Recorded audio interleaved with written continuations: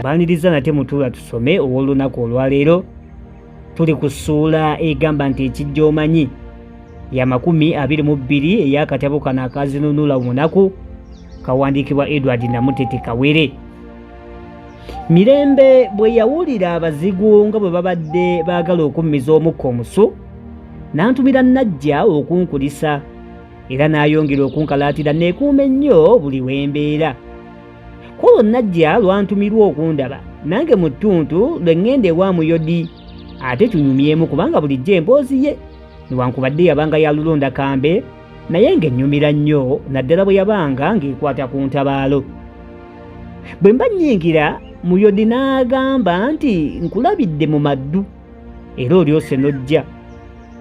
N'ayogera nga sinnaba na kumubuuza nti gyeyo amafumu gaffe ogazigule era tugawaggale si kulwanga omulimu gwagwo gulabika.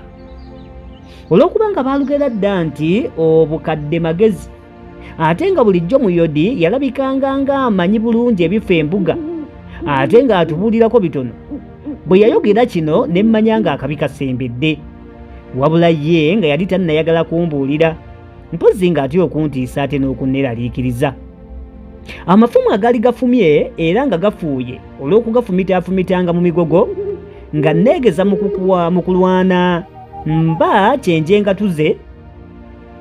Mirembe n'atuuka, nze yampitako ku lutwe ng'atandabye, n'ayingira mu nju Muyodi mwe yali n'alwayo nnyo nga boogera, nange ne mbeera ku gwange nga maze okuwaggala amafumu n'okugazigula gamasamasa ng'enjuba era nga gasala ng'akamwano, nga n'engabo mmaze okuziwawula. Muyodi n'ampita n'ambuuza oba ng'omulimu ndi wa kugumalako byeya nga sinnagumala. Nze ne mutegeeza nga bwe ngumaze. Teyakirinda na kunzigwa mu kamwa n'agamba nti jangu nno owulire bino Mirembe by'agamba. Nga mmaze okuyegeka amafumu gange n'engabo okumutuwa ogwali mu luggya ne nnyingira. Muyodi n'asaba Mirembe ambuulire byonna. Ye Muyodi n'asituka n'afuluma. Ne ntula erudda w'eddiiro ne munnange n'alidda erudda. Nze nga mwolekedde nga ye yeekiiseemu katono. Ne nninda mbuulire bye yali ayagala okumbuulira naye nga ye asirise becceccererecce. Nazo ddaaki ne nsituka ne ŋŋenda bwe yali atudde. Ne mmukwata ku bibegabega bye byombi nga muyimiridde emabega. Naye bwe yasitula amaaso bw'ati okundalamira ne ndaba nga gonna gamyuse, gatulubidde, gajjudde amaziga era n'okutya, nga gansobedde anti nga si ge ga Mirembe oli gwe mmanyidde. Ng'omuntu bw'akugamba nti yali yakamala myaka na myaka ng'ali mukulira nga nno munnange togaana. Ne mmubuuza ensonga emukaabya bw'atyo naye ye nga nessammulako nti mmuleke, nange ne nsirika. Nga wayiseewo akaseera n'ambuuza oba nga waakubimbuulira nga neesimbye ntyo ng'amafumu g'abasagala. N'ayongera okuntegeeza nga bw'atalina na mukka gubintuusaako eyo waggulu gye nnali. Saalwa munnange nga ntuula. Nga walyoka okutandika bw'ati nti sirina bingi bye nkubuulira era ze mbadde simanyi nga naakusanga eno. Mbadde nzize kubuulira Muyodi bye nawulidde ye abikutuuseeko mpola mpola nga ntya nti bwe naabikutuusaako embagirawo bijja kukutiisa nnyo ate n'okukweraliikiriza. Naye ye Muyodi bw'abiwulidde ne ŋŋamba nti nze mba mbikubuulira mbu kyekinansinga. Nkanze kumwegayirira abikumbuulirire n'agaana. Naye maama ntidde nnyo ku lulwo kubanga jjo twali tuli mu lusuku omuwala oli omumpi omweru, ndowooza omujjukira gwe wawonye nti n'ambuulira nga bwe yawulidde ng'omwami alagiriza agasajja ge agalwanyi era ng'ayagala agamu kwago gakirimegga agasingira ddala okukekeza ennyago mbu ge gaba gajja. Bwe yambuulidde ne mba ng'akyalimu akakunkuna. Naye ku nkya ya leero mbadde ndi ku lubimbi, najja ng'atuuse nannyinnyonnyola nga bw'awulidde kagulu ka Namunye ng'alagiriza ekifo awazannyirwa amafu mu kirongoosebwe naye mu kyama, era nti yawulidde ng'erinnya lyo balimenyera mu gaabo abagenda okulwana. Olwasirisa kino amaziga ne gamuyitamu, nze ne musiisiitira asirike kubanga nalina bye nali nkyetaaga mbuulire. Gamba ng'olunaku lwe balituukirako gye bava era n'omuzannyo lwe gulibeerawo. Naye ye ne yeeyongera bweyongezi kukaaba.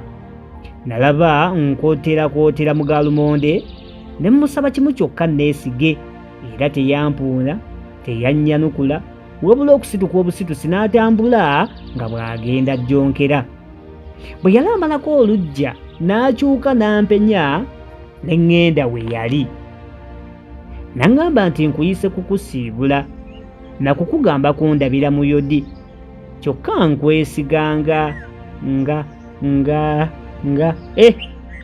ne bye nkugamba bimbuze. N'akyuka n'atambula. Yatambulako katono ate n'akyuka era nannangiriza mu ddoboozi erimpi nti, oŋŋambira mu yodi nti tebeerabira bonna enkya okukka nabo si kulwanga. Ate mu kaseera ako n'abanga alina kye yali ajjukidde, n'abisalirako awo n'atambula mukungujjo okugenda okutemya nga lyamulere lyendaba. Bwe naddeyo ne mbuuza mu yodi amakulu g'ebigambo Mirembe byantumye okumugamba, naye n'agezaako okumbulungutanya nga nnyinnyonnyola kino na kiri ate nga tayinza kubikwanya.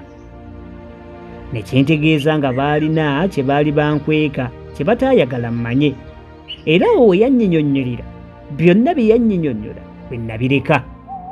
Obudde buba buwungeera, mukaamu yodi n'ambuuza we naddirayo ewaffe, era obanga nali siriraba budde bwe buyise. Kino nno kyayongera okuntiisa kubanga kyali tekiŋŋambwangako lulala, so ng'ate oluusi naviirangayo ddala nga n'obudde bukunidde. Sassaamu na kantu, ye nandibadde nkateekeramu buwangu omukazi antayirira yatadde nga ndaba lyandeese. Naye mwana wa ssebo ofa nga tobadde muti. Nze buli kantu ke nnawuliranga nga kanyeenya nga neesisiwala, akati okunkoona ku kigere nga mbuuka, okutya kubi bulala, okumanya nga kubi akamese si keekanta akatono, naye bw'oba mu kutya n'okalengera olowooza nti mpologoma.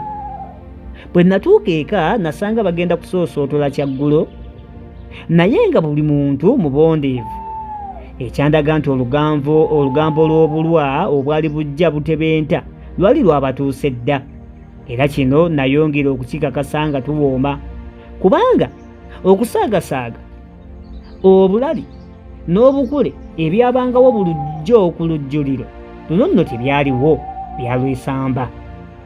Ku luno tewaali abuuza munne byawulidde, si kulwa ng'abotula buli omu ekyamuli ku mwoyo, naye buli omu kyatayagala ate kibuuke mannyo. Okulya nga kuwedde, buli omu n'alaga mu kiriri kye. Nze otulo mu kiseera ekyasooka nawungula tuwungule, ate mu kyaddirira okuva mu kawuzamasiga okutuusa mu matutuma ag'okubiri neebakanga mavumira. Ate okuva olwo okukeeseza ddala obudde tetwansala mu liiso wadde okulingizaamu obulingiza tuti. Nazuukuka mangu naye nga siriimu ndasi zikomaga. Awo nno ne mbeera awo nga jami, era ng'empewo endi bulala. Enjuba okwesowolayo yamponya buwonya nga nzira mu kasana nga njota. Ye nno munnange nakootera ku kabanga ki nga sinnafuna ate kabugumu kakangubamu. Anti mba ndi omwo nnyini omulenzi neyaniikirizza nga mutemi omulangirizi najja ng'alangirira mu kyalo nga bwe wajja okubaawo omuzannyo gw'amafumu ng'ebyemisana biwedde. Bwe yatuuka we nnali ntudde nannyambika olutembe mu bulago naŋŋamba nti omwami akuweereza akalabo ako nti nno eggulo olwaleero akusaba obeera omu ku bazannyi be abanaazannya n'abagenyi amafumu abavudde mu nsi ya Kabaka Vondobo.